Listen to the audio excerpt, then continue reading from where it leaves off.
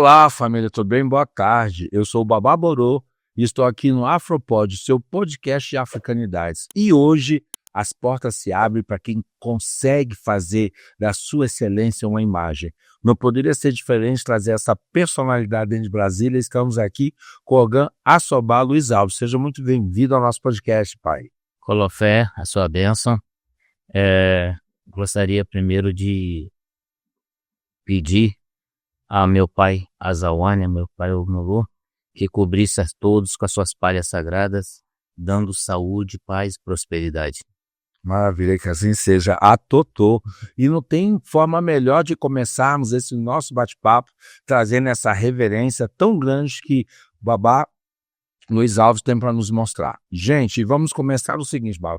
Quando foi que o senhor entendeu que a fotojornalismo era uma relevância dentro da sua missão? Eu entendi que a fotografia, ela faria parte da minha vida o dia que eu vi uma foto de meu pai, uma foto 3x4, porque eu não conheci meu pai, quer dizer, conheci, mas não me lembro de meu pai. Meu pai faleceu. É biológico, né? Sim. Meu pai faleceu, eu tinha 9 meses de idade. Né? Nossa, muito jovem. Bebê. E eu o conheci a partir de um pedaço de papel, uma fotografia 3x4. E eu imaginava, pô, esse aqui é meu pai e tal, e ali começou a criar o meu amor pela fotografia, entendeu? Porque foi a primeira referência forte de alguém que te constituiu, se você estivesse aqui, né? O senhor nasceu de onde? Eu sou de Resende, estado do Rio. Ah, do Rio? É. Nossa, conheço bem. Eu gosto, adoro aquela cidade. E há quanto tempo viveu no Rio? Olha, eu na realidade eu sou meio mambembe, né? Eu sou do mundo, né? Eu quando completei, eu trabalhei até meus 18 anos, 19 anos em Resende, eu era metalúrgico. Aí dali eu saí no mundo, fui morar em Curitiba. Nossa, do Rio para Curitiba? É, porque Curitiba tinha um curso de fotografia. Eu fui demitido na sexta, na segunda eu já estava em Curitiba. Ou seja, eu ia até perguntar se eu estava indo para Curitiba por causa da metalurgia, nem que foi. Não, foi também pela que teve uma empresa chamada Castelo, que ela estava sendo reativada, e pela CSN, né, pela FEM, e eu fui então para poder tentar, mas já com foco na fotografia. Mas até então, o senhor já tinha feito algum curso antes ou foi o primeiro que te apontou? Não, quem me levou... o curso que eu fiz de fotografia, ele foi o seguinte. Eu tenho um amigo de adolescência, de infância, que eu prezo muito, que é o Armando César, né? E o César um dia chegou e falou para mim, Luiz, o Cláudio, que era um rapaz que trabalhava no foto, ele vai me ensinar, ele vai me dar umas coisas de fotografia. Você quer ir comigo? Nós vamos lá pro Penedo.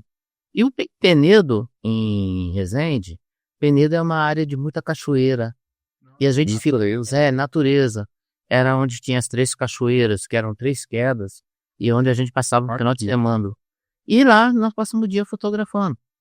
E eu como já gostava de fotografia. Aquela imagem já desde pequeno, né? Aí dali eu falei, pô, cara, é isso aqui que eu vou ficar, né? E aí trabalhei numa empreiteira depois na Companhia Siderúrgica Nacional, com o intuito de comprar minha primeira câmera fotográfica. Aí já tinha começado aquela paixão, né? Aí eu já fazia fotografia de casamento, batizado. Você não estava como profissional da foto? Já estava tarde, já estava. Foi uma coisa... Eu fui salvo pela fotografia, né? A fotografia é o remédio da minha alma, entendeu? Olha, que lindo. Então ele, puxa, não fui eu que escolhi a fotografia, né? Na realidade foi ela que me escolheu. Que maravilha. Olha que lindo, essa frase é muito impactante. Então quer dizer que você já estava tendo um trabalho civil diferenciado, que é na metalurgia, mas paralelamente já fazia trabalhos... Isso era casamento, batizado... Aniversário nem parava para um jovem no Rio de Janeiro, 17, 18 anos, só na labuta, invadindo a loucura aqui não, né? Era fotografia, né? E como que foi essa imersão? Você ter saído pro Rio com 18 anos mais ou menos, você falou, foi? É. E ter ido para Curitiba. São duas terras, Brasil, mas completamente diferentes. Como é que foi isso? Sofri um bom bocado, né? Sofri um bom bocado. Mas, como eu estava afim de um objetivo, entendeu? Não me foi, digamos assim, problemático, né? Você estava focado, né? Isso foi em 83, né? E foi também onde eu ganhei meu primeiro concurso nacional de fotografia. Que maravilha. Porque Lá em Curitiba? lá em Curitiba. Mas já dentro do curso? Hein? Não, já havia acabado o curso. Já havia acabado o curso. Né? Porque na realidade o curso era o seguinte, aqueles cursinhos, era curso assim de uma semana, 15 dias, não é? Não tinha, porque nós não tínhamos o curso como nós temos hoje. Não havia a fotografia em não, como hoje não tinha faculdade. Então, a gente aprendia fotografia era fazendo. Então tinha que ter muito feeling. Você tinha que estar, você ia para dentro de um laboratório fotográfico. Você às vezes conhecia um fotógrafo e tinha um laboratório, você ia para dentro do laboratório. Às vezes também Fazia de tudo. Aí eu cheguei a ter um laboratório fotográfico que eu usava o banheiro da minha casa para poder revelar as fotos. Aí eu ficava esperando todo mundo ir dormir e rezando para ninguém ter turbador de barriga à noite. Apesar da câmera escura, tudo, né? Luz vermelha, entende? A gente, então, geralmente a galera montava, o ampliador era um pequeno, a gente montava dentro do banheiro. E torcendo, rezando para ninguém ter dor de barriga à noite, senão acabar com... Se acabar com a revelação. E a revelação ia ser meio estranha. Não, e aquele e outra coisa, perdi o material, perdeu a foto, né? Não tinha como digital, não. Que tudo você recupera, né? Perdeu. Já era. Que maravilha. Aí, nesse concurso, aí em Curitiba, em 83, teve o concurso fotográfico Economiários Paraná. Concurso, né? E eu ganhei esse concurso. Como que eu ia ter um lance? Eu fiquei primeiro eu era doido para ter uma câmera profissional, a minha câmera não era uma câmera profissional. E foi então, e o primeiro lugar era uma câmera. Olha só. E eu fiquei doido, né? Queria e tal. Vai ser meu. Aí o que acontece? Um dia eu tô andando na Rua das Flores com uma amiga. Aí eu parei perante uma loja e fiquei vendo a câmera, né? Que tava na vitrine. Aí ela até virou e falou assim: o que você tá olhando aí? Eu disse: cara, essa câmera, sou doido pra ter essa. Quero uma Yashica FXD. Yashica. Me deu uma Yashica FXD. Aí ela, mas o que você tá falando? Cara, eu queria uma câmera igual a essa, mas é muito caro. Porque na época, como sempre, fotografia no Brasil é uma coisa muito cara. Eu falei, pô, queria, mas, cara, isso aí tá muito longe do meu sonho no momento. Ela, para de ser otário, rapaz. Ela falou assim, desse jeito, se você sonha em ter um carro, por que você vai sonhar em ter um Fusca? Sonha em ter um Mercedes, que se você ganhar um Opala é melhor do que um Fusca. Com certeza. Tipo assim, já busca energeticamente para não travar. Maravilha. Aí foi onde que... Aí aquilo ficou na minha cabeça. E foi onde depois, um dia eu tava trabalhando, aí chegou esse rapaz, né, o presidente do grupo, sabe, e falou, Luiz, teve aqui já o resultado do concurso. Aí começou a mostrar a foto. Mostrou uma som de foto. Eu falei, cara, só foto não, hein? Só foto é bonita. E daqui a pouco o papai olhou a foto. Essa aqui foi terceiro lugar. Eu falei, pô. Olha só. Fotão, né? E mostrou mais uma opção de foto. Essa aqui foi a segunda. E depois... E tá. Aí você nem imaginava que você... Aí ele virou e falou, você não vai perguntar qual foi a primeira? Eu falei, Aí quando ele abriu, era a minha foto. Cara, eu dei... Nossa. A câmera minha. Porque essa foto, na época eu era da igreja, eu era católico. E todo final de semana nós íamos para uma favela, São Domingos, no Centenário, onde a gente fazia... Assim, quem dava aula, dava uma aula de reforço para as crianças, outros iam fazer outras coisas. Então tinha um trabalho comunitário lá com as crianças. Mas isso em Resende? Não. Já em Curitiba? Aí veio uma menina pequena, ela olhou assim pra mim, é de foto? Eu falei, deixa o tio fazer uma sua. E a menina, ela tava bem, sabe, aquele menina de favela, judiada pelo tempo e tal. E ela, né, deu uma olhada, mas parece que ela tava querendo falar alguma coisa Ou seja, A foto, o olhar É. ficou afeto, né? Muito expressivo. aí eu pergunto, aí fiz a foto, aí eu falei, cara, que nome que eu vou dar para essa foto? Aí levei para um amigo que é poeta, ele, não, mas Gioconda brasileiro. Eu falei, porra, né? Gioconda brasileiro. Aí eu peguei e falei assim, não. Aí eu falei, por quê? Esse foi o nome da foto. Por quê? Por que aquela criança está naquela situação? Por quê? Qual o nome da foto? Nossa, que interessante. Aí ganhei o concurso, ganhei a máquina. Depois voltei para Volta Redonda, no estado do Rio. Quanto tempo o senhor ficou em Curitiba? Curitiba fiquei 1 ano e meio, 2 anos, né? Depois voltei para Curitiba, para Volta Redonda, no estado do Rio. Fui trabalhar na CSN, voltei a trabalhar na CSN, trabalhar dentro de uma empreiteira. E era aquela questão, porque a família toda é de metalúrgica, eu também vou me lascar também nisso, né? É tradição, né? É. E aí um dia eu sofri um acidente e quase que perdi a vida dentro desse coisa. Falei, não vou trabalhar mais nessa porcaria, não. Vou fazer o que eu gosto. Mas nesse período o senhor voltou, então o senhor deixou a fotografia de lado. Não, sempre fotografia. Sempre continuou, mas uma outra profissão paralela. É. Tá. Aí quando volto para Volta Redonda, aí trabalho. Quando saio da CSN, entro para o Sindicato Metalúrgico de Volta Redonda, que era na época o segundo maior sindicato do Brasil, Olha só. né? E era aquela transição, né, da ditadura para a democracia. Então, ainda tinha os requisitos, ainda tinha as atitudes militares, ainda tinha aquela porção de coisa. E eu tô... Mas essa saída da CSN foi por causa do acidente. Sim. Aí, o que te levou para ir para o sindicato, para se tornar de Foi automático, porque foi automático, porque eu já participava das assembleias de síndico envolvidos, E aí comecei a trabalhar fotografando o presidente, que era o Juarez Antunes, Olha. né? Acabou no útil agradável, né? Aí, pô, eu sempre fui uma pessoa mais de esquerda, de orientação de esquerda, social e tal, então, né, cair para essa linha. E eu comecei a fotografar, acompanhando o Presidente de presidente do sindicato o tempo todo. E a minha grande alegria dentro desse sindicato é que nele eu conheci Luiz Carlos Prestes, Darcy Ribeiro, grandes nacionalidades da política brasileira. Leonel Brizola. Quer dizer, então eu conheci essa área. Nossa, você tá falando das personalidades do PDT, hein? Não, mas é assim. Até então, que era na época, né? Como espelha. O Juarez, ele tinha passado para o PDT. Entendeu? Ele era do PDT, ele não era mais do PT, entendeu? Entendi. Mas fora isso, tinha conhecido Dom Valdir Calheiros, que foi um grande bispo dentro de Volta Redonda. Então a fotografia ela me colocou em lugares muito especiais, e muito especiais. Né? Então eu tenho muito a agradecer a fotografia. Na hora que você ganhou esse concurso em Curitiba, seu nome, já que foi um concurso em nível nacional, seu nome apareceu para essa mídia toda? Como é que era essa divulgação? Na época... Não tinha muito isso. É muito diferente do que é hoje, né? Hoje o digital é um absurdo. Digital, hoje, antes você fazia uma foto, você ficava 2 meses ainda tendo aquele...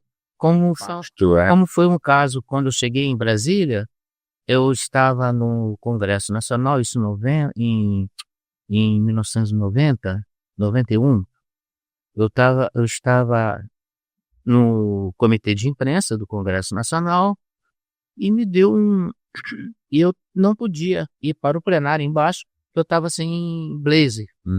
Na época, o fotógrafo era obrigado a usar blazer, né? Aí eu falei, cara, então eu vou lá para cima, vou lá para a galeria, que eu vou ficar ouvindo esses caras falarem, pelo menos eu me divirto na cabeça mais parecida. Quando eu cheguei lá em cima, eu olho quem estava na tribuna, se não era Amazonino Mendes, e quem pediu a fala foi a deputada. Ela começou a detonar o Nobel de Moura. E começou falando assim, coisas horríveis do cara. Olha só. Aí de repente entra a Raquel Cândido, que estava falando. Aí de repente entra dentro do plenário, o deputado que estava sendo agredido verbalmente por ela, com as coisas que eu não vou falar aqui que foi muito pesado. E ela estava acompanhada de Luiz Estevam, Paulo Otávio, ACM, um deputado Luiz Estevam, Paulo Otávio, olha só. e um deputado da Bahia, José Lourenço, que era português, né? E eles então ficaram perto. Esse cara, então, em determinado momento, enfiou a mão no bolso do blazer, né, do paletó dele. E eu notei, tipo, uma coisa meio diferente, ó. Falei, vai dar problema isso. E comecei a fazer foto, fazendo as fotos. Aí depois ele tirou a mão, aí ele foi lá pro cafezinho, depois ele voltou só. Ele botou só, os outros ficaram lá atrás. E ela continuou Detonando, né? O Mara, de repente, tira a mão do bolso e mete uma porrada na cara da deputada. Que ela sai tudo se escambelando. E aquela zoeira toda, né? Aí o pessoal pegou isso. Aí como é assim, quando alguém fazia alguma coisa, todo mundo ia. Mas hoje tudo gravado, com câmera, você controlava, né? Aí fui pro comitê de imprensa e você também não via na hora. Você não sabia o que tinha feito. Muita muvuca. Não, era filme, né? Não era digital. Você ia fazer. Aí quando eu cheguei lá no comitê, quem fez, eu não fiz. Aí eu peguei, virei e falei assim, ó, eu fiz. Mas eu era freelance. Eu não era de nenhum grande, entendeu? Instituição. Um grande veículo, né, digamos assim. Aí o cara virou e falou assim, Luiz, pô, se o cara do Estadão não fez, o outro lá do Globo não fez, não sei lá não fez, você que é freelancer vai fazer? Não. Aí o Magela, Geraldo Magela, que era um fotógrafo lá, ouviu, você tem certeza que eu fiz? Aí ele ligou pra agência dele, aí me mandaram buscar, quando revelou, tava lá toda a cena, todo o conteúdo, né? Nossa! Essa foto foi capa, foi fundo na época tinha Rede Manchete, foi na época, foi fundo da Manchete, foi fundo do Globo, mas estourou. No outro dia, quando eu cheguei de manhã no plenário, a galera levantou e me aplaudiu, olha só. O cara, pô, você não falou que tinha? Eu falei pra você que tinha. Não me deram crédito, né? Ou seja, a fotografia sempre trazendo um diferencial, uma história diferente na sua vida, né? Sempre. E o que você acha que te levou a ter esse olhar diferenciado para a fotografia? Que, gente, eu vejo os trabalhos do pai. Você não tem noção, o olhar, o ângulo, é inspiração, é feeling, você pressente, dá uma de mandinar na hora, que eu só pego umas coisas e falo, como é que ele sabia o momento exato? Como é que é você quando se coloca diante de uma atividade que você tem que fotografar? Como é que é a sua percepção? Bom, vamos falar dentro da questão afro-religiosa. Tá? Quando eu fui confirmado, em 1991... Isso, já depois, gente, ele vai só dar uma antecipação que nós ainda vamos voltar para perguntar direitinho. Vai lá, vai. O vô Zezinho da Boa Viagem, ele entrou dentro do meu rancor. Isso foi no Rio? Não, aqui. Aqui já? Aqui em Brasília. Eu me confirmei aqui, lá na KNG 15, na casa de Pai Jorge de Oxóssi, né? Aí ele virou, falou assim, Gan, eu sei que o senhor já fotografa alguns terreiros, vocês nem fazendo. Eu vim pedir um negócio ao senhor, que o senhor mostre para todos a beleza da nossa religiosidade. Olha a estética. E porque nós não temos jornal, nós não temos uma rádio, nós não temos uma TV para defender. E eu gostaria que o senhor usasse. Naquela época já tinha intolerância, né? Que a gente viu, né? Sempre para ter uma ideia, havia o bispo Edir Macedo havia acabado de lançar há um tempo aquele livro Orixá, Orixá e Caboclos, Deuses ou Demônios, onde ele arrebenta com a religiosidade de matriz africana, colocando sobre nós todas as mazelas do mundo. Nossa. Entendeu? Então, e outra, uma coisa que eu tenho ainda hoje, dentro do terreiro, quando eu vou fotografar. Eu sempre, quando eu entro, eu peço licença. Entendeu? É um local sagrado, né? Eu nunca entro já metendo foto na cara de quem quer que seja. Eu peço licença ao dono da casa. Posso fazer? Como já aconteceu algumas vezes, não pode. Então eu pego tudo bem. Só vou ficar no canal. Participa do evento, mas não faz Às vezes chorando, porque eu vejo algumas imagens, porque as imagens pulam, né, na cabeça.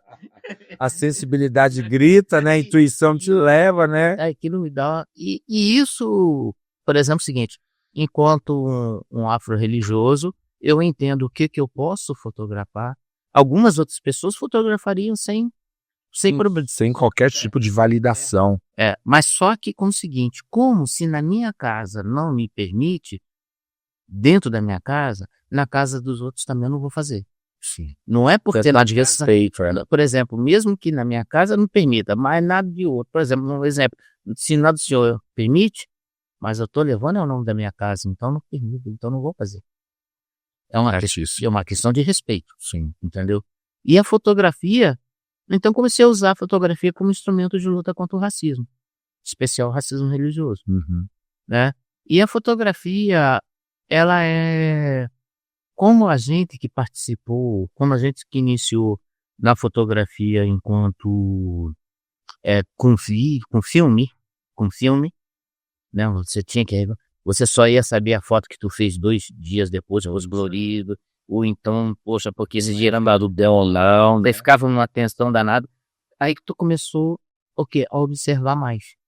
Ficar mais atento, né? O que acontece com os fotógrafos que vieram do filme é que a gente observa, entendeu? Entendi. Você vê e enxerga, entendeu? Entendi. Hoje, infelizmente, é claro que o digital, ele nos facilitou muito a vida, mas muitas pessoas não observam.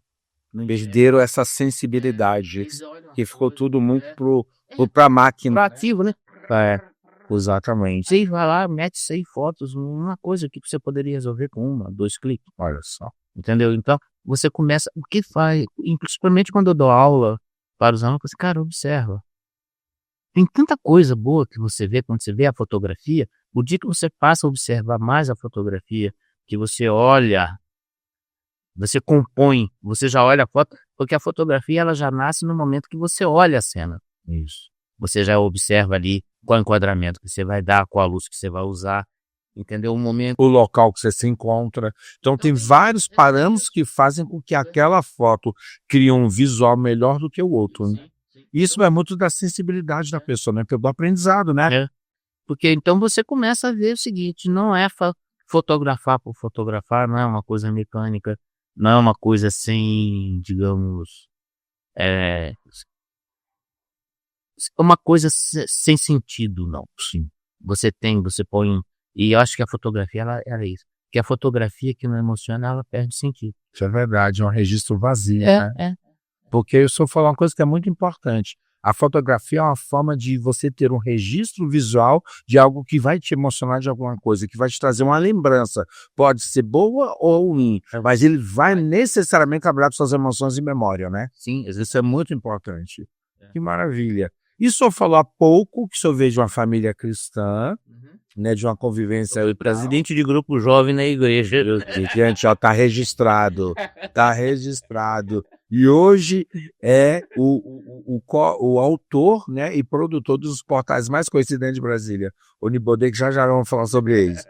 Mas quando que começou essa questão da sua africanidade, que é trigueira, se despertar pela questão religiosa? Sim. Em que momento? Alguma passagem? Que muita gente entra no axé pela dor, né? Não. Ou porque tem uma necessidade, vai batendo de porta fora, até que você se vê dentro de algo que é seu, que gera pertencimento. Mas como foi essa descoberta da sua religiosidade nesse sentido? Mais uma vez, a vida ela me dá uns caminhos, né? Em Volta Redonda, eu fui apresentado a uma mãe de santo. Essa mãe de santo jogou para mim, foi a primeira vez e tal. Aí ela queria fazer um trabalho. A gente faz um trabalho assim, para trancar a rua. Sei lá o que foi que não deu, que não conseguiu fazer o trabalho. Entendeu? Não rolou. Não aconteceu. Depois essa mulher tinha virado evangélica e estava correndo atrás de mim para poder me tirar da parada para não... Olha só. Ela era do axé, saiu, já queria te resgatar. Falei, não. Aí... Ovelha de desgarra não. Mesmo. Eu fui morar no centro do Rio de Janeiro. Eu participei do sindicato do jornalista do Rio de Janeiro, era da comissão de repórter fotográfico. E em um determinado momento, as coisas começaram a dar muito errado na minha vida. Perdendo muita coisa mesmo. Eu morava com uma companheira, a gente separou, a vida, com isso tudo. Eu tinha um serviço para fazer que ia ser o serviço da minha vida, o profissional. Olha só. Eu ia assim, sabe, Deslanchar. com uns 6 dias antes do serviço, sofri um roubo, me levaram o equipamento.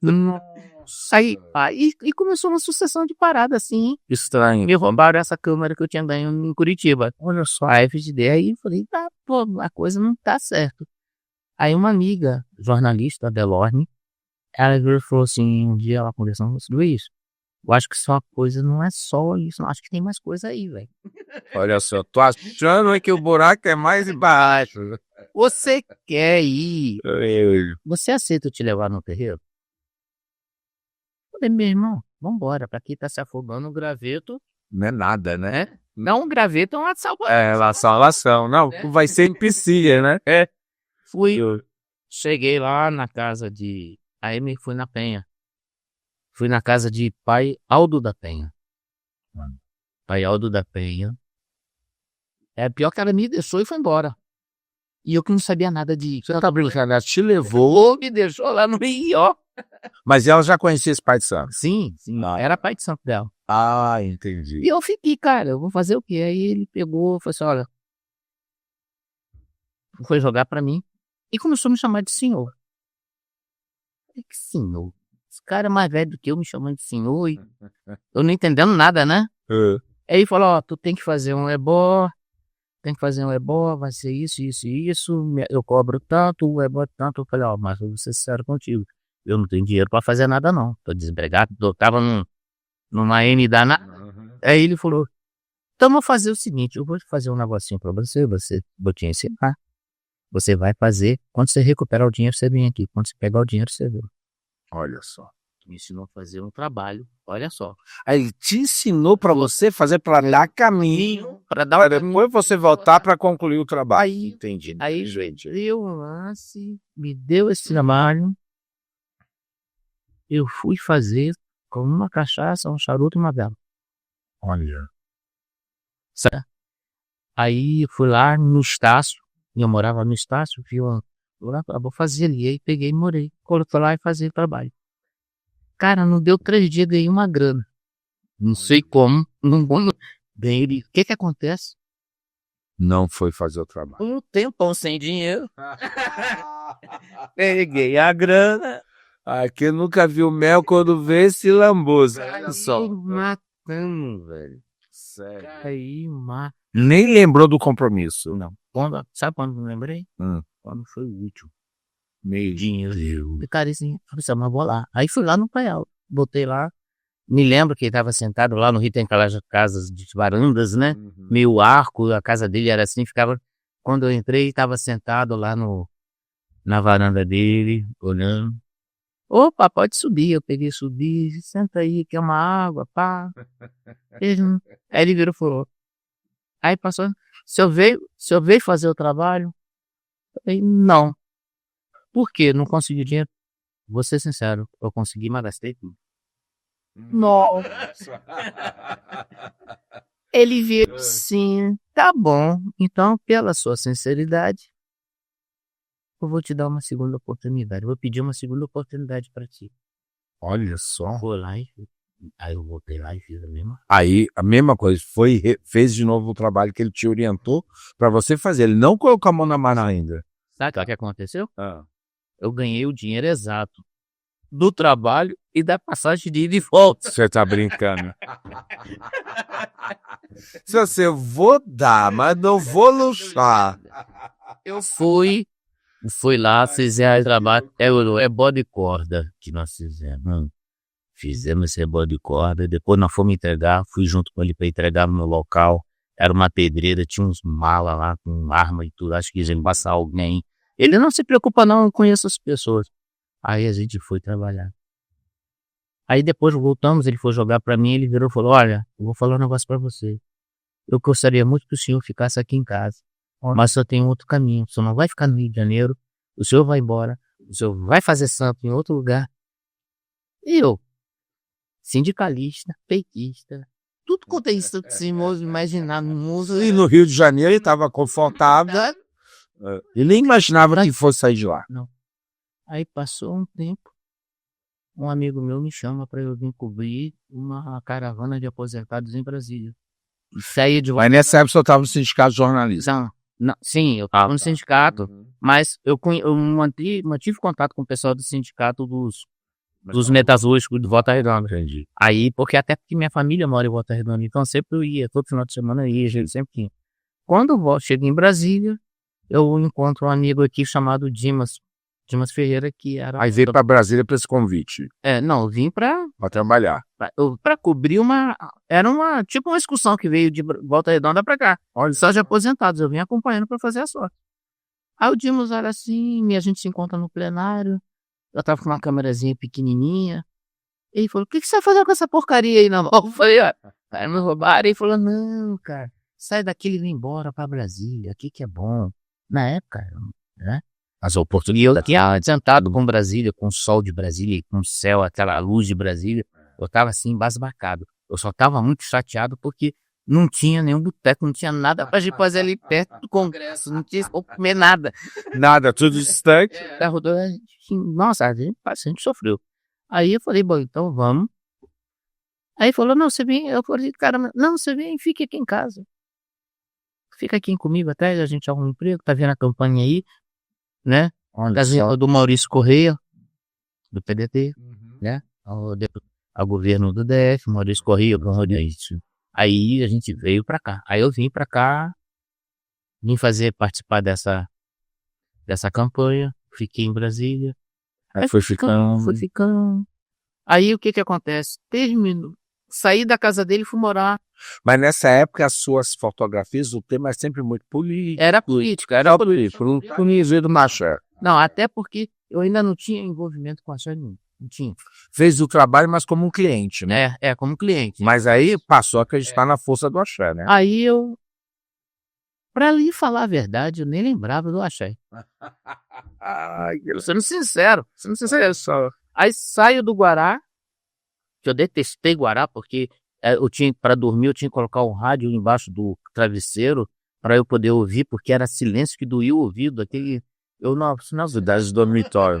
Eu falei, não aguento isso não. Dormitório. Aí eu saí, aí eu conheci Taguatinga, me encantei com Taguatinga. Lá já veio com o padrão do Rio. Eu falei, cara, que cidade. Aí eu fui morar numa casa de cômodos. A mulher alugava a vaga, não era nem o cômodo, alugava a vaga. Cada quarto tinha umas 3 beliches. Então vocês olha, você colocou o pé no chão, você já estava dividindo espaço, entendeu? Aí eu fui morar nessa casa, arrumei um emprego, né? Aí tô nessa casa, saio dessa casa, que era na Kennedy 11, saio dessa casa, vou morar junto com 2 amigos, que é o Celinho Calaf e o João Bosco Borba, que eram do movimento negro, eram do PT, então a gente se encontrou vamos morar junto, lá na CNB 12, vamos morar. Rapaz, um dia eu tô nessa casa, me chega um cara lá em casa, cabeludo, barbudo, e conversando, você que é o cara que veio do Rio? Eu falei, sou eu. Legal. Mas você chegou agora, né? Eu falei assim, não, já tô aqui em Brasília, já tem uns tempos, já tem um tempo, já tinha o quê? Uns 4 meses. Aí assim, mas você morava assim? Não, eu morava lá na QNG.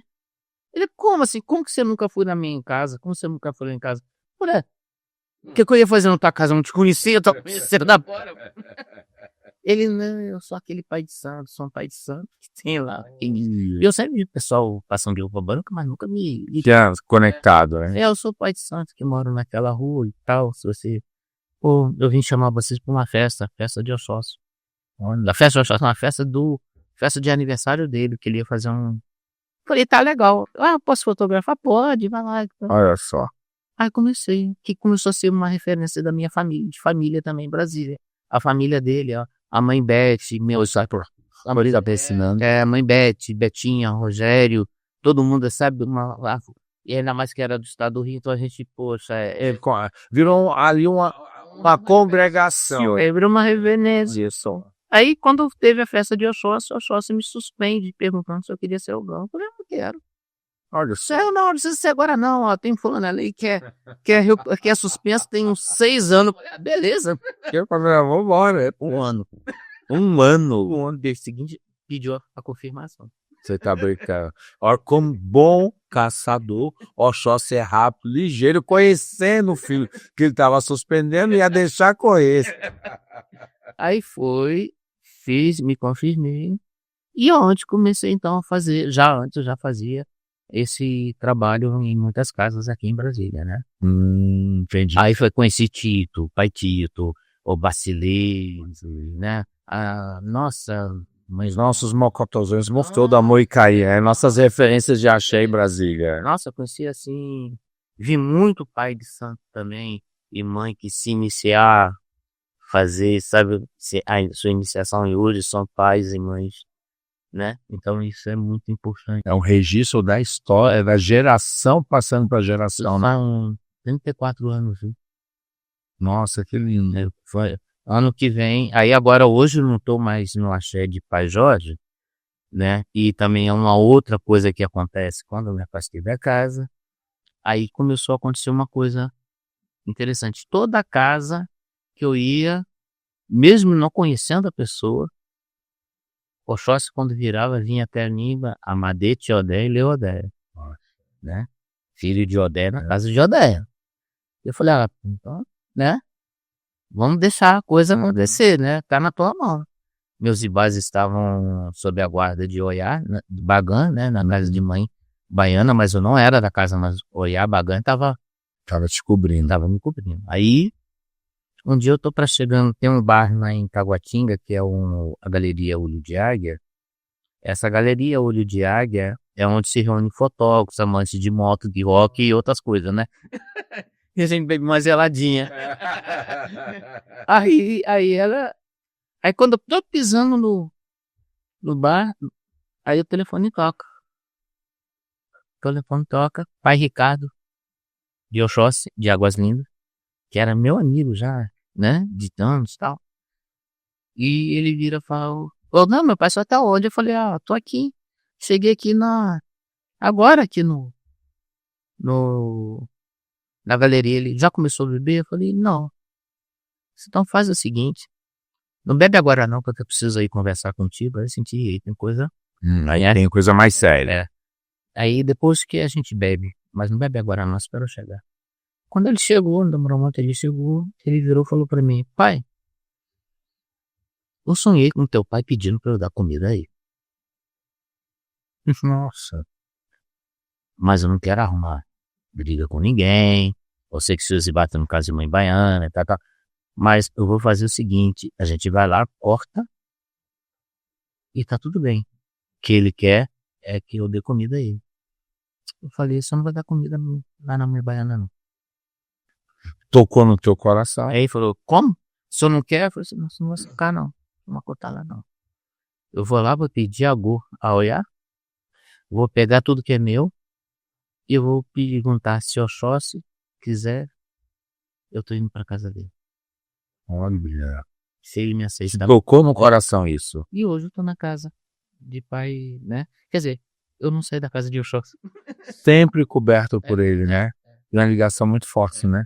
Então, dentro da religiosidade, eu me sinto uma pessoa bem abençoada. Bem abençoada, com a ligação muito forte. Que nem a fotografia te escolheu, a espiritualidade também te laçou, né? Buscou, né? Ela me buscou. E muito louco isso, né? Não, total, porque sem propósito, sem referência, o senhor não estava buscando, o senhor foi buscado em todas as situações para onde o senhor foi levado, né? Muito interessante. E de onde surge a questão da criação do Nibodê? Bom, aí eu estou trabalhando dentro da Câmara dos Deputados e começou aquela questão como se diz, dos blogs. Lembra? Os blogs começaram a fervilhar. Aí eu falei, cara, eu tentei fazer uma rádio online e tal. Aí eu falei assim, cara, o blog é um bom caminho, eu vou fazer isso. Isso em 2007. Olha só. Aí em 2007 comecei a fazer algumas coisas em relação à questão política, mas que fosse de interesse de nossa comunidade, da comunidade afro-religiosa. Bem como também de, como se diz? De todas as ações que aconteciam dentro da comunidade. Todos os eventos. Todos os eventos, toque, as manifestações, tal. Então, comecei a fazer esse trabalho para o blog. Mas ainda não tinha o nome dele. Eu estava pensando que nome que eu vou usar. Na verdade, você começou a fazer um trabalho para blog de outro. É. Aí foi que eu falei, cara, eu vou começar a fazer. Aí me veio o nome. Eu estava lendo um livro, Ifá, o Orixá do Destino. Olha, lá. E tem dentro desse livro tem a história de Onibodê, né, que é o Exu responsável pela porta, pela chave da cidade, né, é o que permite que tudo entra ou não.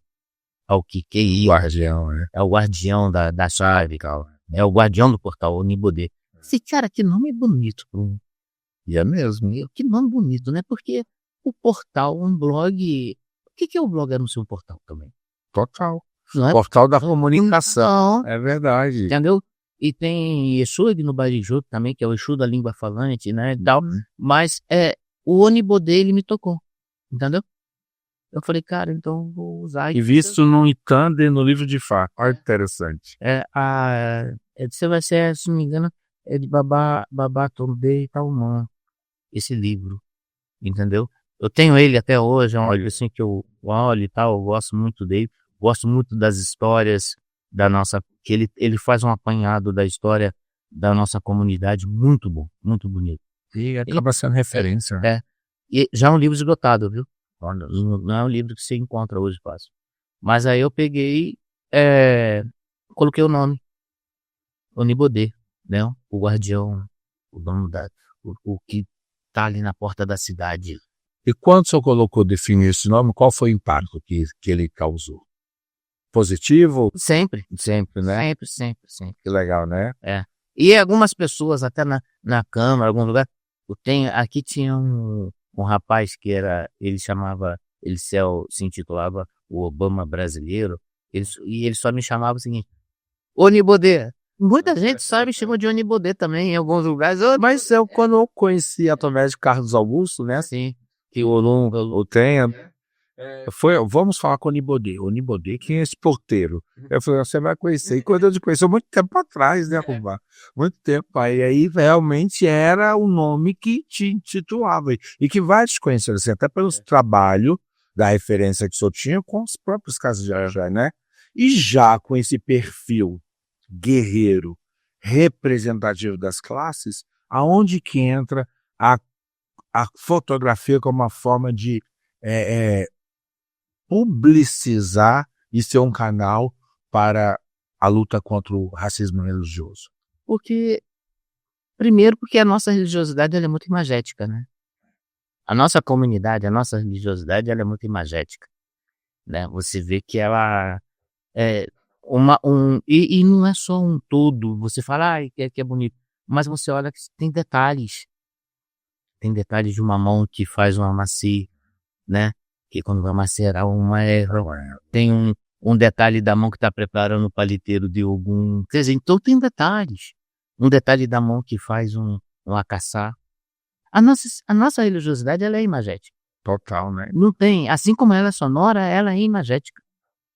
Né? Então, cara, por que não usar a fotografia enquanto instrumento nessa luta que a gente tanto faz? Que a gente fala.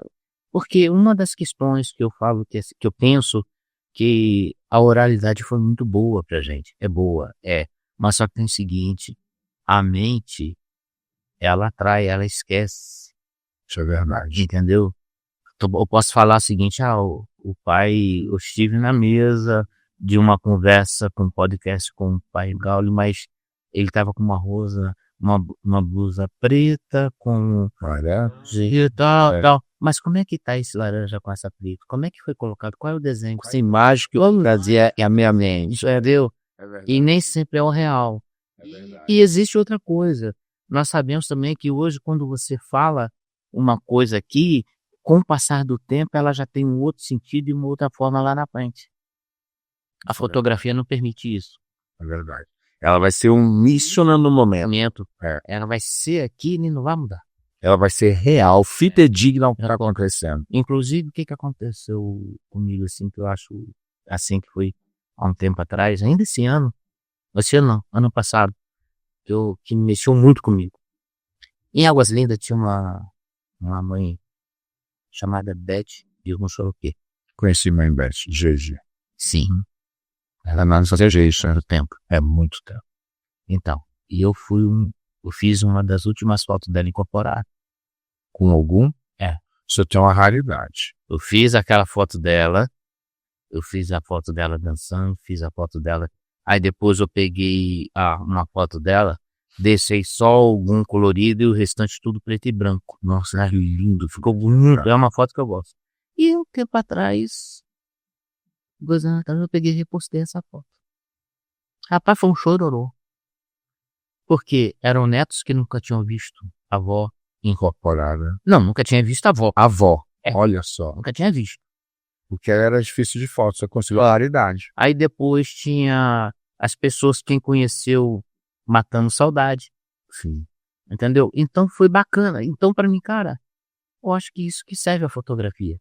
Essa emoção, sabe? Esse registro vivo da vida das pessoas. Infelizmente tem algumas casas que não permitem que se façam, onde algumas pessoas têm uma pseudo ideia de que, se você quiser conhecer, você vai para dentro do terreiro. Quer queira, porque fotografia não tem essência. Isso. Cara, a essência que eu vi o meu pai na fotografia, a essência que a mãe Beth, a foto que a mãe Beth colocou na família dela. Há 2 anos atrás, uma coisa. E outra coisa, pior que muitas das pessoas que dizem que, algumas das pessoas que não dizem aceitar, que dizem não aceitar meu trabalho, nesse sentido, que eu já ouvi de uma pessoa que falou que eu folclorizo o orixá, eu vou ser engraçado, né? Você acha que eu folclorizo o orixá, mas eu já tive com um livro de PRVG na mão. Mas só que PRVG era francês, branquinho. De PRVG, né? Entendi. Eu sou Zé, né? Seu Zé, sou negro, entendeu? Então com certeza. Então eu acho que tem isso, a gente trabalhar. A fotografia, ela tem essa importância. E isso eu acho assim eu sou um cara que sou apaixonado, e eu continuo a repetir. A fotografia é o remédio da minha alma. Não, e o que o senhor falou agora há pouco, né? Desse registro histórico de Mãe Beth de Ogum Xoroquê, que dentro da época dela foi uma relevância grande. Sim. Dentro do contexto do axé, dentro dos Brasis, e o entorno é Brasil, né? Entorno é Brasília. Vacilei. Exatamente. Vacilei, cara. Também. E olha uma coisa linda, netos, bisnetos que ouviram falar do avó, a matriarca, que ela era fã de matriarca, e de repente ter hoje a possibilidade de rever isso por um registro que foi feito. Isso é lindo. Esses dias eu recebi de pai Nino, de Oxumaré, né, que também faz, ele me mandando a foto da iniciação dele. Olha aqui, pra você matar a saudade, pra gente lembrar. Eu achei bonito o gesto dele. Eu falei, cara... E que bom que você está vendo a memória afetiva que isso traz. Então, como pode falar que isso não tem contexto, não tem essência? Nem que traz o melhor que o ser humano tem, que é emoção. Então, que é o que eu acho que nos diferencia de tudo. É conseguir mostrar que o ser humano tem na emoção uma forma de se tornar humano. Sim, sim. Que é o que a gente precisa entender isso, né? Muito interessante essa sua falha, esse seu registro. Dentro desse contexto, como é que hoje o Onibodê se faz presente dentro dos eventos de axé em Brasília? Caramba. Isso ocorre muito. Eu vejo, eu quero saber que pernas são essas, gente. Bom, primeiro o seguinte, eu não tenho carro. Se não tem carro? Não tenho carro. Então, às vezes eu peço carona para alguém. E eu vou lhe falar uma coisa. Muitos desses registros que eu fiz foram grátis. Olha. Não foi cobrando. Por amor mesmo à arte. Entendeu? E o que me chateia às vezes é que algumas pessoas, elas falam, você não colocou aquela foto lá na internet como se eu tivesse... Não, velho, peraí. olha o contexto que tem para poder fazer aquela foto, né? Aí eu estava colocando uma marca d'água, uma pessoa chegou, eu acho a sua foto tão bonita, eu queria até fazer um quadro, mas aquela marca d'água que você põe lá atrapalha a foto. Eu falei, mas aquilo é a minha assinatura. Por favor, se o registro for meu, isso é uma questão de imagem, né? Né?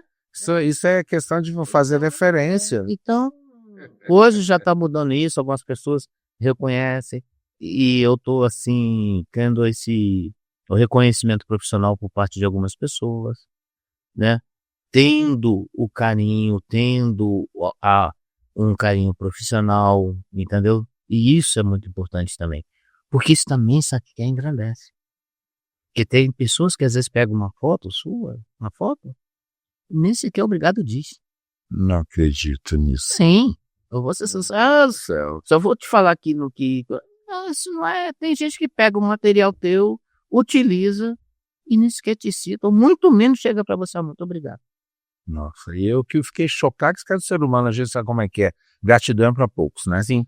Agora, o que eu fiquei chocado é falar que a imagem não é essência.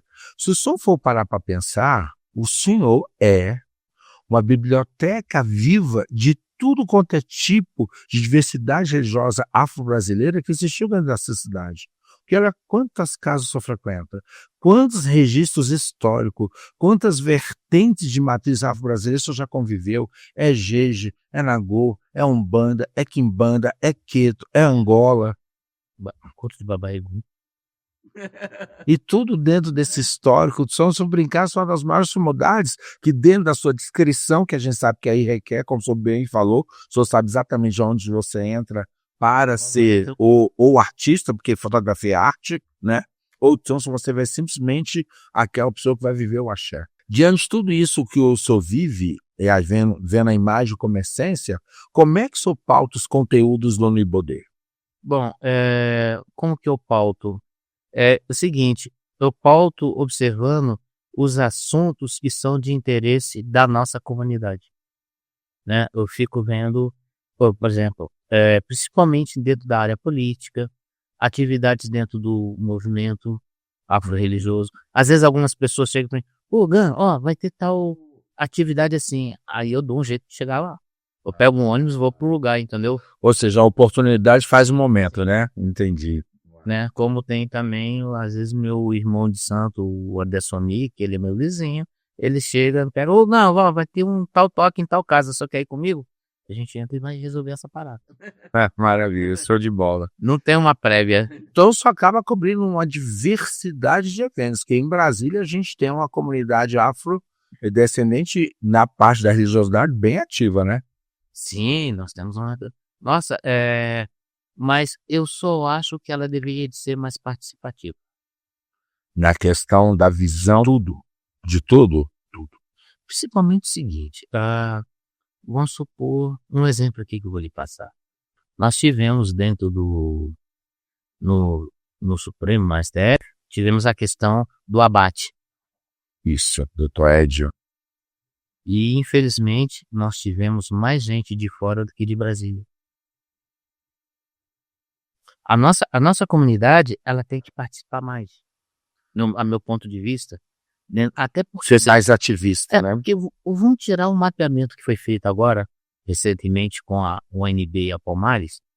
Eles registram entre Brasília, só Brasília não foi feito em torno, porque o torno seria a segunda, terceira e quarta etapa, mas a primeira etapa seria só o DF, só no DF, só aqui no quadradinho, 380 casas. O senhor imagine, 380 casas, isso porque algumas ainda não aceitaram, ficaram com receio e tal. Mas o senhor imagine, né? O que eu falo sempre nas manifestações tal, quando eu vou, assim, rapaz, vocês já imaginaram o volume que seria se cada casa mandasse um carro com 4 pessoas, dessas 380 pessoas, dessas 380 casas? A gente estremeceria Brasília. O barulho que isso ia fazer. A gente estremeceria, né? Nesse sentido, pela vivência representativa que o senhor traz, o que falta em Brasília para que ocorra essa união, um órgão que centralize isso, que coordene, porque a gente sabe de todas as questões de associações, de agremiações, Eu não digo, de federações. isso digo. Eu não estou aqui falando mal, Assim, eu estou aqui tentando entender, porque o que o senhor falou é uma coisa séria. O povo de terreiro tinha que ser mais unido. sim. E para que conseguisse legitimar e defender suas partes com sinceridade. A gente vê alguns poucos à frente e que tem uma dificuldade muito grande de fazer disso um... Eu até mudaria, me permite, a fala. Eu não digo que o povo precisa ser mais unido. Porque unido eles são. Porque dentro da tua casa o povo é unido. Sim. Na minha casa o povo é unido. Entendeu? E o senhor tem aqueles pais ou mães que são ligados, que são conhecidos. Você faz a sua rede de conexão. É isso. O que eu digo que tem que ser é mais participativo. Entendi. O participativo é, tá tendo tal função, tá tendo tal atividade, vamos todo mundo lá. Porque existe uma situação que hoje a gente está correndo atrás de políticas públicas. Tem que ter voz, né? E outra, política pública se faz com visibilidade. Não adianta você chegar, meter um mapeamento na cara dos políticos, dizer que tem 380 casas, e quando tem a manifestação, ser só 10 pessoas. Aí é vazio, aí fala, você não tem representatividade. Não tem representatividade. Aí não consegue. Isso, entendeu? E outra, e nós, tem um outro detalhe, e nós, pelas nossas roupas, nossa forma de nos apresentarmos, 10 parece 100. Porque você tem aquela coisa toda, o pessoal fala, cara, que coisa bonita, porque você é diferencial, você tem roupa, você tem canto, você tem toda uma postura, entendeu? Cria um destaque. Isso cria um destaque. E onde quer que chega, não adianta, o pessoal se destaca. Nós nos destacamos por conta disso. Agora, o que eu acho que tem que ter é isso. Porque o pessoal, não tem união, tá, mas o que você está fazendo em prol dessa união? Né? Isso é verdade. Então, essa é uma boa reflexão que eu acho que todos nós, esse também ficou para casa para mim, viu, Babá? Que a gente tem que ter, porque muitas das vezes nós estamos muito ensimismados das nossas atividades enquanto individualidade. E a gente tem que entender que esse coletivo reverbera e faz força. Isso. Porque é o seguinte, se o senhor não pode ir em um determinado momento, mas 4 pessoas no mínimo na sua casa, você pode representar. Mande a sua representatividade. Manda a sua representatividade. Vai ter gente, entendeu? E essa é a minha briga. Eu já falei isso na Palmares, já falei com tanta gente. Eu brigo e eu não tenho papo na língua, sério. Sei dito também, sei bem dizer. Que eu sei. Chega e já fala a verdade. Eu acho que é de chegar e falar a real. Porque a nossa comunidade, ela é... E nós precisamos de políticas públicas. E políticas públicas se faz com visibilidade. Agora, e outra, nós estamos chegando aí no período político. Vai ter uma opção de gente que vai achar o caminho de terreiro. E, inclusive, aqueles que na última campanha acharam, depois perderam. Perderam, mas não é nem uma questão de perder, porque política é isso. Mas você não continuar o trabalho, você não voltar, você não ir dentro das casas, você não conversar com as pessoas, você não continuar o trabalho. O legado é continuidade. Eu tenho uma pessoa que, pra mim, ela continuou. Ela tá rodando daí, tá tocando. Eu acho exato mesmo, eu também penso. Entendeu? Então, o que a gente pensa dentro disso é isso. A gente precisa pensar politicamente, porque a vida é política. Sabe? Você tem que ocupar espaços políticos. E outra, eu falei um dia desses, eu falei, é muito importante também que os pais e mães de axé, eles incentivem seus filhos a estudarem, a se formarem, sabe? Porque nós precisamos de gente com poder na caneta. Ter o anel de búzios no dedo é bacana. Então vamos fazer o seguinte, em uma mão a gente tem o anel de búzios e segura o adjá, e na outra a gente segura a caneta. Maravilha, que lição, que fantástico você está trazendo. Mais uma vez a gente vê que educação é formadora de tudo. E é o viés que a gente tem que se apropriar para chegarmos aonde precisamos chegar, para ocupar os espaços necessários para que a gente seja visto e ouvido. Isso é fundamental. Uma outra história também que eu falo, uma outra situação que eu falo, é sobre o protagonismo. Opa, essa me interessa. Entendeu? Qual é a ideia que o senhor traz sobre isso? A ideia que eu falo sobre o protagonismo é o seguinte: nós, enquanto afro-religiosos, nós precisamos ser protagonistas das nossas ações e nossas histórias. Nós, enquanto povo negro, enquanto afro-religioso. Porque o que acontece? Não estou aqui desfazendo das ajudas que recebemos, não estou desfazendo do caminhar até agora junto. Mas a gente precisa ser o protagonista. A gente tem que parar porque a gente sempre está vindo com coadjuvante da nossa própria história. Isso é verdade. A gente nunca está na frente dos movimentos. A gente sempre está no movimento porque alguém chamou, porque algum político chamou, porque alguém parece que deu a oportunidade para a gente falar sobre nós mesmos. E isso não está certo. Entendeu? Não precisamos de porta-voz, nós Não podemos ser a voz, né? Nós somos a voz. Mãe Baiana, ela diz o seguinte: rapaz, nós somos a nossa imprensa. A gente precisa chegar e falar. E eu acho que é certo também. A gente não precisa ficar esperando a benesse de um político que vai dizer pra gente qual é o momento da gente ser o protagonista, não. Nós somos protagonistas da nossa história. O senhor trazendo essa fala me remete a uma coisa que a gente tem que colocar para pensar. Como é que a gente, na sua visão, podemos articular isso como imagem? A sua imagem é uma forma de devolver para a comunidade esse brio, essa altivez do que ele pode fazer? Por tudo que o senhor participa? Também. Pode ser um instrumento disso, né? Né? Mas também temos o seguinte, atualmente a gente está vendo um fenômeno na música. A música que está acontecendo, de repente, todo mundo resolveu contar ponto de macumba no... Virou, né? O samba de axé, né? E isso me incomoda muito, porque o que acontece? Na década de 80, virou moda ser de esquerda. Então todo mundo falava que era de esquerda, que era tal, né? Para poder se destacar entre o grupo, entre os amigos, entre a rapaziada. Mas ser necessariamente seu, né? Entendeu? E dentro da afro-religiosidade, quantos desses que falam sobre a afro-religiosidade já despenaram um frango dentro de um terreiro? Nossa. Viver exatamente o que é o operacional do axé, né? E outra, o operacional do axé, ele é diferenciado. Então a pessoa chega e fala, eu sou filha de... E outra, todo mundo quer ser só filho de Xangô, filho filho de Ansan. De olhar, poder dar ibope. Você não vê ninguém falar, sou filho de Nanã, sou filho do Omulu, então, nossa. Tá realidade, isso é verdade. Então as pessoas, é um empoderamento, né? E uma outra coisa que eu vou falar aqui, que talvez é o embranquecimento do candomblé. Eita, que eu sabia, eu estava esperando. Eu tinha certeza que ele ia passar. Como é que já soltou com essa pauta, não dá pra gente passar batido, né? O que na sua visão é esse embranquecimento?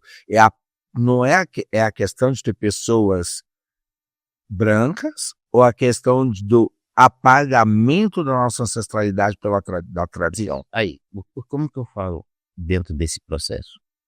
Eu não sou contra o não negro estar dentro do candomblé. Muito pelo contrário. Eu sou contra o não negro querer repetir dentro do espaço originariamente negro o racismo que tem dentro da sociedade. Entendi. Muito bem a sua fala para a gente esclarecer isso, né? Porque é complicado. Essa palavra é discriminar, né? Entendeu? Porque é o seguinte, não pode se esquecer que o negro, o lugar de fala dele dentro do candomblé, né? Porque a gente tem que lembrar que Oxalá não veio no navio viking pro Brasil. Ele veio no navio negreiro, velho. Exatamente, adorei. Entendeu? Vou planear, não veio no navio viking. As pessoas pensam que, poxa, então tem esse embranquecimento. Não vou te dizer o pai de santo que é branco. Cara, se ele trata com respeito, tal, mas hoje a gente está vendo coisas bem complicadas. Tem casas que você vê a roda toda branca e os negros estão na cozinha, estão no banheiro. Limpando, a gente não pode também. Se a Bia está fazendo o trabalho, está fazendo, que também a gente sabe que não, mas se é motivado por uma outra questão. Entendi. Entendeu? Entendi. Você não pode levar o racismo estrutural para dentro do... Não. Entendi. O regime pastoral dentro do terreiro é inadmissível, porque o racismo não convive com as religiões de matriz africana. Não existe, porque é inconcebível que uma pessoa tenha uma atitude racista e depois ela vai saudar Xangô. Que é o orixá da justiça. Com E negro? certeza, com certeza, a gente não pode esquecer a origem. Por isso que a gente fala da tradição e da perpetuação do legado, independente da tua cor. Mas que você honre e saiba a origem de tudo. Maravilha, isso é importante. Pai, pegando essa sua fala, por toda essa história que o senhor traz, me retrate aqui um evento que o senhor tenha participado, que o senhor tenha orgulho de ter registrado. Rapaz, são muitos. Não, mas eu sei que são vários, mas vamos destacar um que vem assim a sua memória, você fala, caramba, esse evento foi 10. Eu me senti totalmente representado e as fotos vão representar essa magnitude do que foi esse evento. Bom, eu tenho alguns momentos. Por exemplo, é o seguinte, o STF, na questão do abate, foi muito importante. Opa, que marca histórico. Foi ver o povo, o nosso povo, lutando por um direito nosso. Entendeu? Apesar dessa minha crítica em relação da não participação de Brasília, com todo como poderia ser muito maior. E também tem um assim que eu acho muito, sabe, que foi na Serra da Barriga, no Quilombo Zumbi dos Palmares. Né? Ali eu pude me reencontrar com a ancestralidade. Eu me emocionei, assim, foi vários momentos. E eu ganhei um presente de Oiá muito grande. Né? Porque quando eu falo que quando eu faço uma foto bacana, é um presente que eu ganho. Entendeu? Então, ocorreu 2 fatos nesse ano. Foi 2015, quando nós subimos a serra, que é um evento que eu acho que é um lugar que eu acho que todo afro-religioso deveria ir pelo menos uma vez. Porque o muçulmano não vai para Meca. Exatamente. O cristão, o católico não vai para Aparecida do Norte. Então, por que a gente não começa a pensar e nós incentivamos os nossos a subir a Serra da Barriga para conhecer o que foi Zumbi dos Palmares, o que foi aquele espaço, como é que aquilo se deu. Que história, que energia você sente, já que a gente era focado nisso. Acho que isso é interessante. Aí, então, o que aconteceu? Eu estava fotografando que lá, todo dia 20 de novembro, às 4h30, 5h da manhã, quando o pessoal chega, o pessoal de Axé, tem uma cerimônia chamada que é o presente à árvore sagrada e à Lagoa dos Pretos. Então, o que acontece? Essa árvore é a árvore mais antiga que tem no espaço. Então, lá eles vão, a gente canta as ancestrais e tal. Depois desce em cortejo, carregando os balaios de flores para entregar o presente na lagoa que tem lá em cima. Olha só. É muito emocionante. E nesse ano eu estava fotografando e tinha um cara com o celular me atrapalhando. E para onde eu ia, o cara, sabe? Aí o cara entrava. Aí eu falei, já tinha pedido 3 vezes pro cara me dar licença, porque o cara tava. Mas não tinha jeito. Aí eu olhei pro outro lado da margem da lagoa, tinha uma pedra enorme. Falei, cara, eu vou lá para aquela pedra lá, vou fotografar. Tinha uma lente grande, que eu tenho saudade dela, que eu tive que vender para pagar aluguel e outras coisas. Essas coisas da vida. É a vida do brasileiro. Aí eu fui pro outro lado, dei a volta na lagoa, pela margem, fui pro outro lado. E quando eu coloco a lente, quando eu olhar de mãe baiana vira. Nossa. Cara, só que tem um detalhe, a foto. Eu não sei se eu te mandei aí, mas eu acho que eu te mandar, tu vai pôr. Tá olhar, incorporar, e o reflexo dela na água. Nossa, olha. E depois vamos falar que imagem não tem essência? Rapaz, eu falei, cara, eu fiquei assim, abestado, né? Falei, cara, ganhei. Valeu. Ganhei. Ou seja, olha a impertinência aí, de repente Exu agindo no teu caminho. Que em meio do caos, ele te fez buscar uma saída e você teve me movimentar. Você teve um ângulo que ninguém teve. Olha que aí depois outra situação que teve lá, outra situação que nós tivemos lá em cima, nesse mesmo dia, que lá o que acontece? Tem a hora da chegada, né, de todo mundo e tal.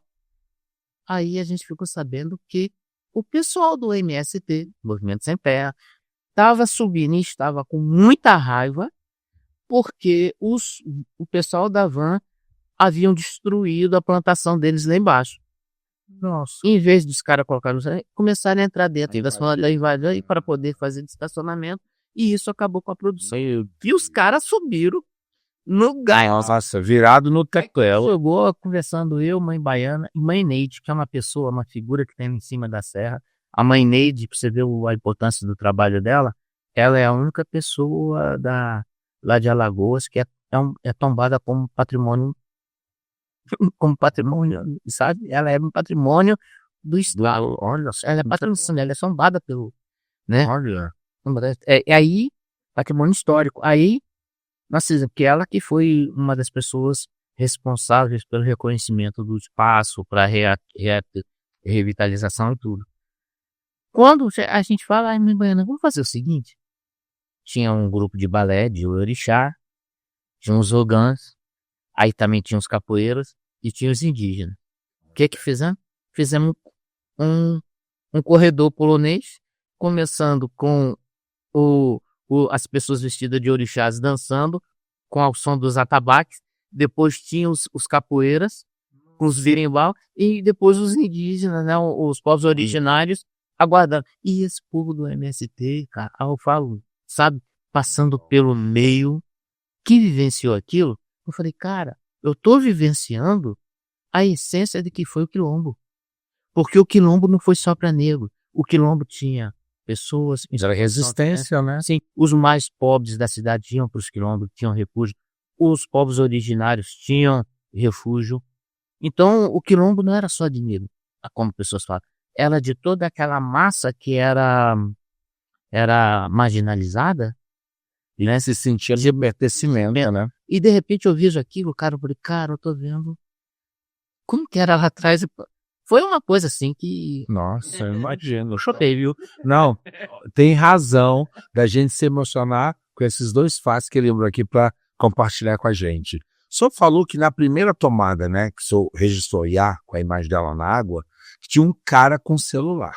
Ou seja, o digital fazendo presente. Uhum. E eu vou te perguntar, já que o senhor falou da sua história com a fotografia, o quanto ela, dentro de um método primeiro mecânico, para depois hoje digital, mas o quanto antes ela foi importante para te aflorar essa sensibilidade e a forma de olhar diferente para registrar um momento.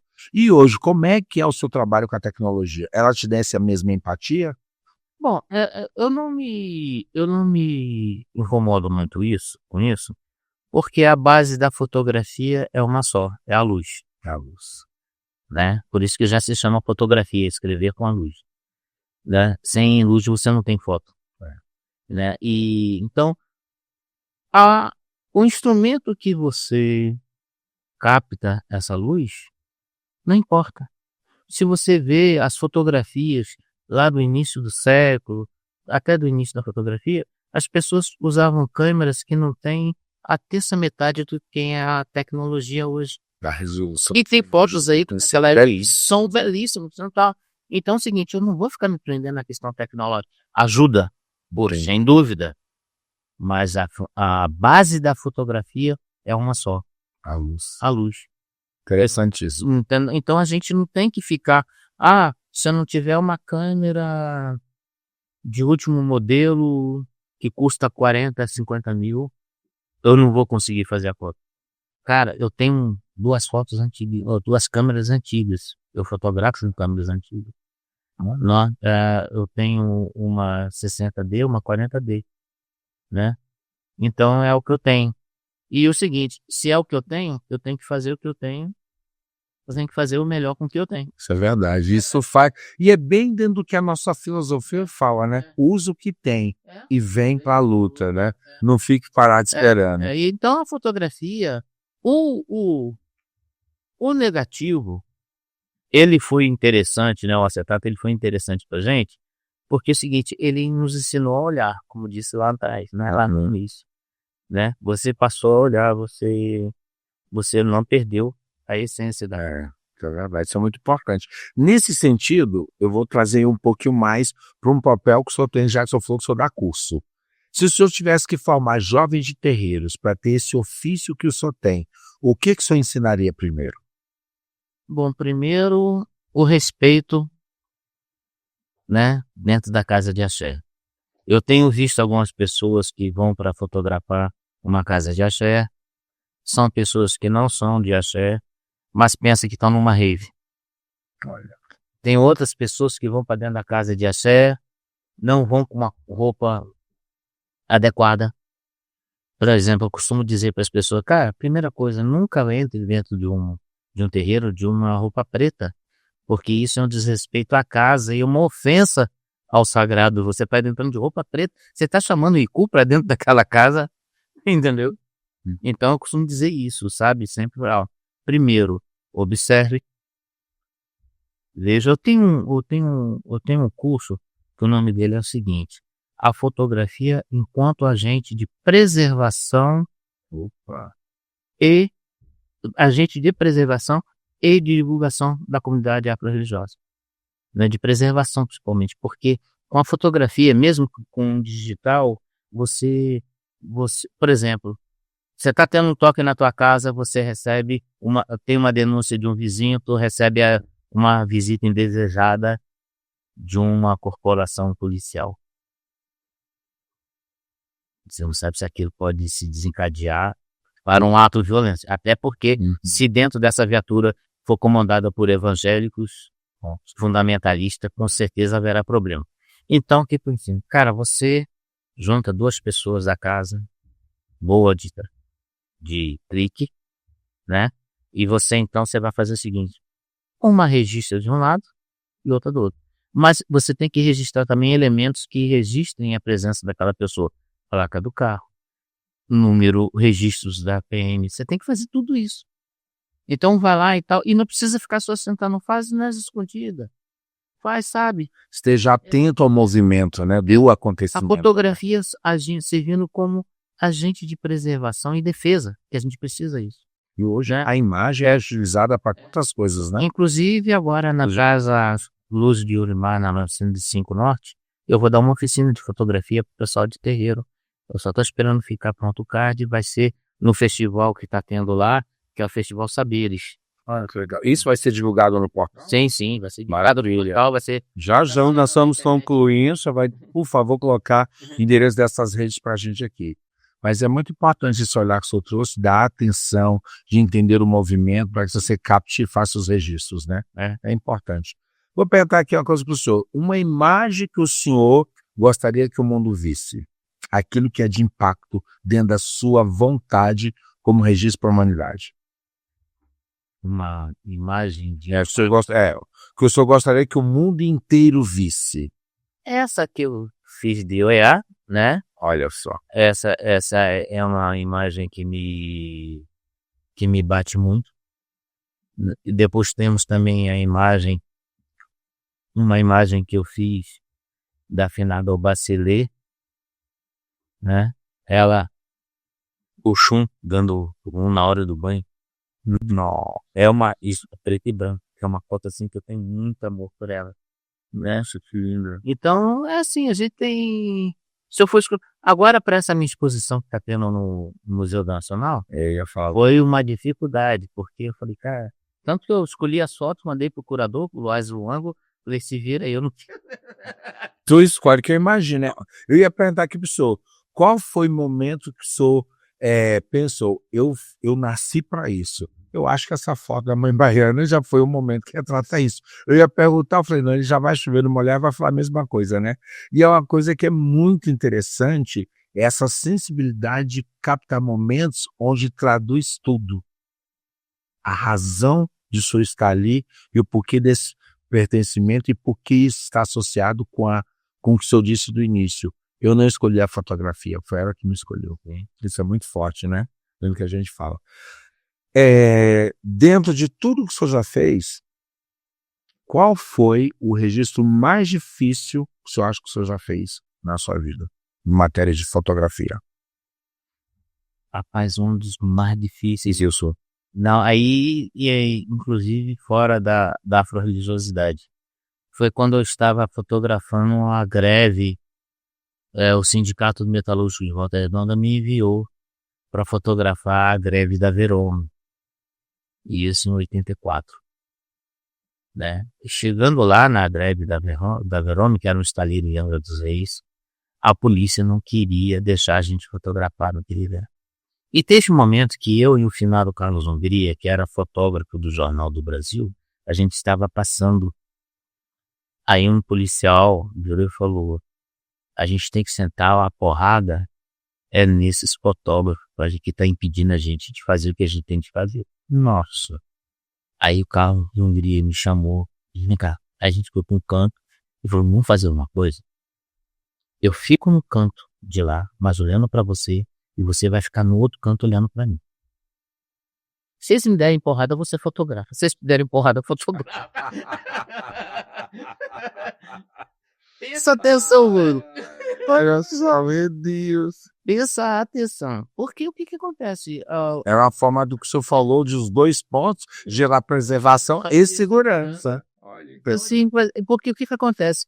No período, como eu te falei, era um período pós-ditadura, quer dizer, nem pós, estava em transição ainda. Transição, e ela ainda era muito forte. Nossa, era muito tapa, velho. Eu imagino, né? Eu já tive com a máquina, uma câmera de vídeo do sindicato quebrada, e era as coisas assim. Era porrada. Nossa, eu imagino. Gente, estamos chegando quase no final desse bate-papo, tá gostoso, e com certeza temos muito aqui para, né, tentar tirar, né, do organozinho para que consiga trazer todos os registros que está aqui. Mas tem uma coisa que eu gostaria de perguntar para o senhor.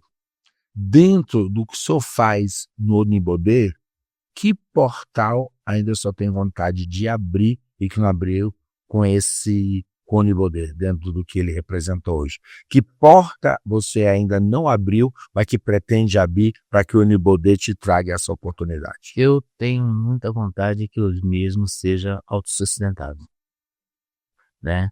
Porque essa loucura, essa vida corrida que a gente vive, é bom?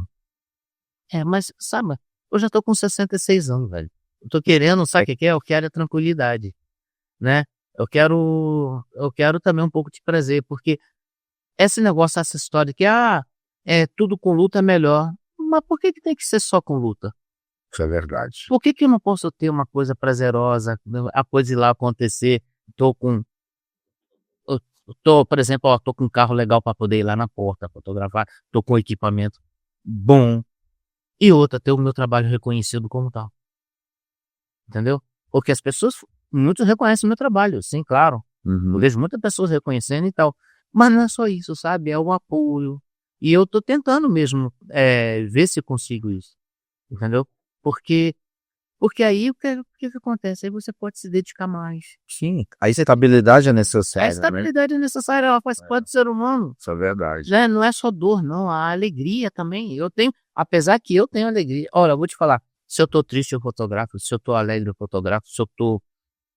Eu ando com minha máquina. Aí você vê que é pequenininha. Quando eu não durmo, eu tô sempre com uma câmera na mão. Na mão. Sempre. É a sua essência, né? É a minha essência. Eu perdi uma foto uma vez que até hoje eu não perdoo. Qual foi essa foto? Olha, eu estava andando em Volta Redonda, na Amaral Peixoto, que é uma rua comercial de Volta Redonda. Na época ainda tinha a Mesbla. Olha. E domingo de manhã eu falei, vou caminhar, vou andar um pouco. Aí eu fui para essa comercial e eu não estava com equipamento. Quando eu cheguei na Mesbla, tava a Mesbla e uma vitrine, promoção da semana. E em frente a essa vitrine tinha um menino de rua deitado dormindo. Olha só. Essa foto me persegue até hoje. Sério? Ela me persegue. Olha só. Até hoje eu sinto falta de não ter feito essa foto. E o que não fez? Porque eu tava sem equipamento. Na época, o equipamento, eu tô falando, né, de antigo. Então eu já descobri o que ele carrega na mochila fora a câmera. A segunda câmera, né? Entendeu? Porque você fica sem equipamento, entendeu? Você, na época, era filme, equipamento pesado, e você vai andar à toa. Aí pronto. Hoje, para eu. Hoje é a vantagem de ter tudo portátil. digital, né? Lá na padaria eu levo minha câmera e meu celular. Sabe lá que vai acontecer essa acessibilidade. É da segunda pele. Imagina. Ô pai, nós estamos chegando no final, mas eu gostaria de, antes de nós encerrarmos, trazer uma pergunta para o senhor que eu acho que tem muito a ver com o tudo que o senhor trouxe, com a riqueza dessa experiência, dessa vivência que o senhor trouxe para nós. Se o senhor pudesse trazer uma palavra que pudesse traduzir a sua relação com o povo de Axé, qual seria? A sua relação, que é intensa com a comunidade do povo de Axé, pudesse ser traduzido numa palavra, numa imagem, aquilo que representa a sua arte. Que o senhor é tão bem fotografando como falando, eu sei que é. Até porque com a vida de representação, envolvido com o sindicato, e quer queira, quer não, onde tiver o coletivo, eu sei que o senhor vai estar presente. O senhor é uma defesa viva do que é a nossa necessidade, as nossas memórias. Mas se o senhor pudesse criar um registro de uma palavra que representasse a sua relação com a comunidade de Axé, qual seria? Que a gente vê que o senhor é apaixonado por ela. Eu sou apaixonado mesmo pela nossa comunidade, mas a palavra que eu hoje buscaria é participação. Entendeu? Participação, dedicação e principalmente que todos nós, enquanto pessoas de Axé, que a gente entenda o seguinte: a vida no Axé, o caminhar no Axé, não é um caminhar que a gente faz sozinho, mas a gente só segura na mão de quem a gente confia. Isso é verdade. Entendeu? Isso é verdade. Então essa é a minha palavra. Maravilha. E, gente, estamos chegando ao final desse podcast incrível, dessa entrevista com essa pessoa única, e a gente não pode deixar de registrar, claro, as redes sociais, para que, por favor, vocês nos acompanhem no momento onde o mundo é muito digital. Nós não vamos estar ali, porque se é de Axé, diz que é. Então, pai, por favor, diga para nós qual a sua rede social, para que as pessoas possam encontrar o senhor, a representatividade do seu trabalho, lhe convidar para trabalhos, não só ver o que o senhor de bom faz, mas também que lhe traga oportunidades naquilo que é necessário. Em algum lugar aqui, ó, na tela vai estar aparecendo. Diga lá para nós. Eu tenho no Instagram, tem o Afro Luiz, né? Afro Luiz com Z, né? Que é o meu Instagram principal. Mas tem também Luiz Alves Galeria, que tem também as fotos da comunidade afro-religiosa. No Facebook é o meu e-mail, jluiznalves@gmail, e meu telefone é 61 993685907. Maravilha. Ó, você está vendo que ele é despachado. Pegou o telefone dele e colocou. E que se é de Axé, diz que é.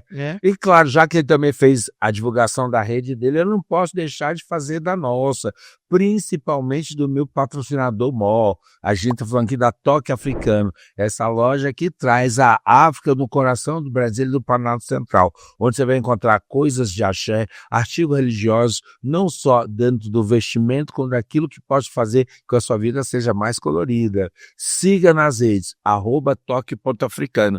E hoje aqui, pai, a Toque Africano está trazendo um presente para o senhor, pela participação no nosso podcast, por favor. Colafé Ouro Colafé, Axé.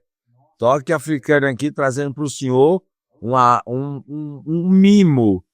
Alguém que faz tantos registros de imagens, onde a fotografia vai representar o flash da nossa emoção.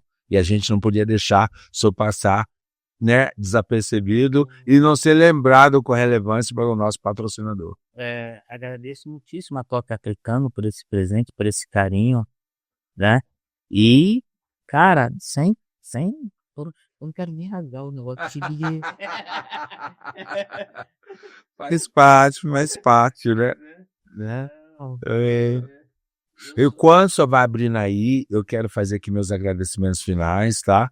Para onde agradecer que a cada porta aberta diante desse diálogo represente uma imagem que vai trazer no coração e na memória de cada um de vocês a importância do que o papel do pai Ogan, a Sobá Luiz Alves faz dentro da comunidade de axé, não só de Brasília, e por tudo que ele compartilhou conosco, aonde a imagem vai representar proteção, amor, carinho, segurança e principalmente onde comunicar também é cuidar.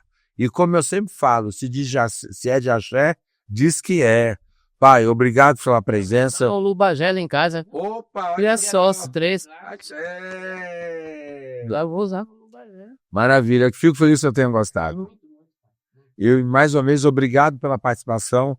Muita força, axé, prosperidade no seu caminho, que estejamos juntos nessa nossa caminhada de trazer a dignidade, a oportunidade ao povo de axé nessa representatividade, seja pelo som dos tambores, seja pelas imagens que o senhor representa. Eu acho que a nossa ancestralidade está muito bem representada por tudo que o senhor faz. E, por favor, a última divulgação, o senhor está com uma exposição lindíssima aqui dentro do DF. Poder falar brevemente sobre ela? É uma exposição Sons da Terra,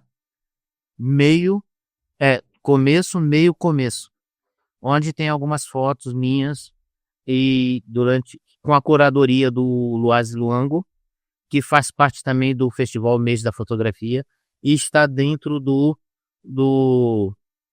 está sendo exposta no Museu da República. Que fica E, né, aqui no Complexo Cultural de Brasília. ótimo, ele pega a rodoviária, né? Esplanada, E tem um detalhe, dia 19, às 19 horas, nós vamos ter uma roda de conversa com a comunidade negra, o clube social negro, Que legal. e a comunidade religiosa, e todos estão convidados, né? Vai ser dia 19, agora de agosto, às 19 horas. E dia 4 de setembro tem a minha participação no Projeto Saberes da Mãe Leila, lá na 905 Norte.